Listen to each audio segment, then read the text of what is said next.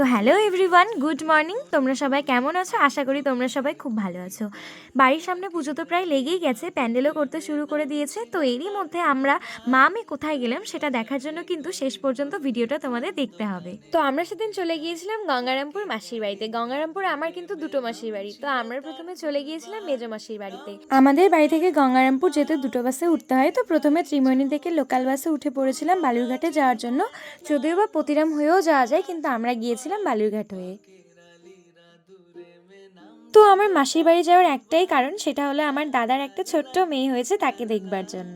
ওর মুখ দেখে তো বোঝাই যাচ্ছে ও কতটা খুশি। ওর মতো আমরাও কিন্তু ভীষণ খুশি। ও কিন্তু সবে 5 মাসে পড়েছে। তোমরা ওকে সবাই আশীর্বাদ করো, ও যেন অনেক বড় হতে পারে এবং মানুষের মতো মানুষ হতে পারে। সন্ধেবেলা আমি একটু বেরিয়ে পড়েছিলাম বাজারে যাওয়ার জন্য। মা যায়নি, আমি একাই যাচ্ছি। মা আমার মাসির সাথে গল্প করছে। জানোই তো বোনেরা একসঙ্গে থাকলে কত রকমের গল্প হয়। তোমাদেরকে তো আমি ভিডিও শুরুতেই বলেছিলাম আমার গঙ্গারামপুরে দুটো মাসির বাড়ি। এটা হলো আমার বড় মাসিদের দোকান। আমরা দুদিনের জন্য গিয়েছিলাম, একদিন মেজো মাসির বাড়ি থাকবো আর একদিন বড় মাসিদের বাড়ি থাকবো। গঙ্গারামপুরে যেহেতু আছি, দাদার দোকানে চলে এলাম ওদের সাথে একটু দেখা করতে। তো দাদা বলছিল ভিডিওতে সবাইকে একটু সাবস্ক্রাইব করে দিতে, লাইক কমেন্ট করে দিতে। তো দেওয়ার পর আমি আর বৌদি মিলে চলে এসেছিলাম কসমো বাজারে। যাই হোক, কসমো বাজারে এসে আমাদের তেমন কালেকশন পছন্দ হয়নি। তো সেখান থেকে বেরিয়ে আমি একটা গিফট হাউসে গেছিলাম। তো সেখান থেকে গিয়ে আমি আমার ওই ছোট্ট হাস্তিটার জন্য একটা টেডি বিয়ার নিয়েছি। ছোট থেকে তেমন কিছুই দেওয়া হয়নি, তো আমি ভাবলাম এই টেডি বিয়ারটা ওকে দেওয়া যাক। তো ওকে দেওয়ার জন্য ওর কাকিয়া ওর জন্য একটা ছোট্ট ঘোড়াও নিয়েছিল। বৌদি আর যায়নি, আমাকে ঘোড়াটা দিয়ে বৌদি চলে গেছিল বৌদির বাড়িতে। ভিডিওতে যাকে দেখতে পাচ্ছ এটা হলো ছোট্ট সোনার মা।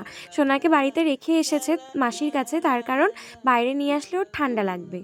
তো বৌদি কিন্তু আমাকে অনেক কিছুই খাইয়েছিল সেদিন। পাপড়ি চাটটা ছিল ভীষণই সুন্দর খেতে। তারপর পাপড়ি চাট খাওয়ার পর চলে গেছিলাম বিরিয়ানির দোকানে।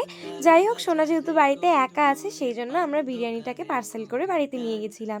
তো দেখেই বোঝা যাচ্ছে বিরিয়ানিটা কতটা টেস্টি হয়েছিল। তো আমরা সব কিছু নেওয়ার পর টোটোতে উঠে পড়েছিলাম। আমরা এখন যাচ্ছি মেজো মাসির বাড়িতে। তো বাড়িতে গিয়ে দেখি আমার মাসি মানে ওর ঠাম্মা ওকে কাজল পরিয়ে দিয়েছে। ছোট মানুষ, ওই জন্য ঠিকঠাক পড়াতে পারেনি। ও ভীষণই নড়ছিল। তো ও খেলনাগুলো পেয়ে ভীষণই খুশি। এই যে ঘোড়াটা ওকে ওর কাকিয়ে দিয়েছে, এখান থেকেই বৌদি এই কয়েনগুলো পেয়েছিল, আমাকে তাই বললো একটু ভিডিওতে দেখা। পরের দিন সকালে আমি চা খেয়ে তাড়াতাড়ি রেডি হয়ে নিয়েছিলাম। এবার আমি যাব আমার বড় মাসির বাড়িতে। তো রাস্তায় দাঁড়িয়েছিল এই যে আমার মাসি। তো দাদুর কোলে ও ছিল, ওকে টাটা বলে আমরা বেরিয়ে পড়লাম টোটো ধরার জন্য।